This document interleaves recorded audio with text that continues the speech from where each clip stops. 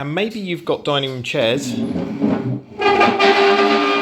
that sound like that, and you actually want them to sound like this. The trick is these felt pads that go onto the bottom of the legs.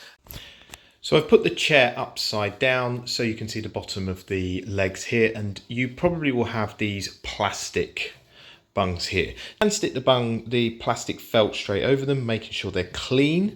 However, for me, I'm going to take these off because one of the legs you can see is already starting to get damaged.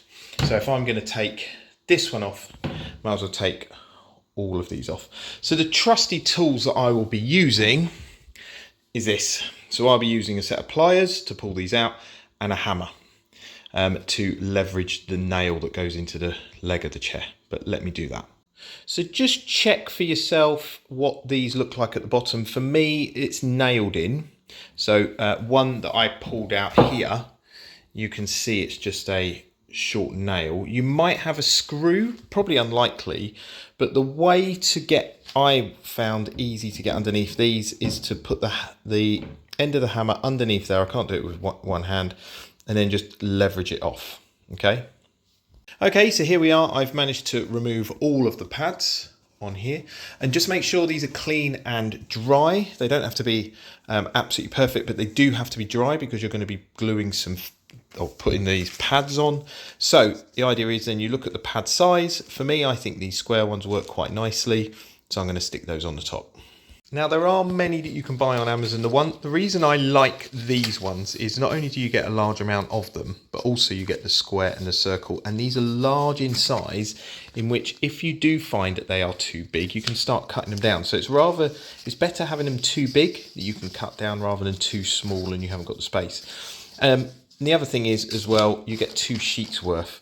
So actually, if you're doing a dining room table with 6 chairs, this is going to be more than adequate, and then you've got spares if you need to replace them. But in short, you peel them off the back of this paper and you stick them onto the chair, and that is it. So let me see if I can do this one-handed. So it's got a real stickiness around the back of it. If I just pull that off, and then here, all I'm doing is just putting that pad down there, pushing it down. And to be honest, as long as that's fixed into place there, like that, with no overhang, you're in a very good position. Okay, and that is it. You put them on all of these 4 legs and you're away. So all 4 legs now have the felt pads connected to them, stuck down. If I just go down here, look at the difference that makes. No high squeaks, no horrible painful noises. That's it. The link for this felt is at the bottom. So that's it. Please like, please subscribe.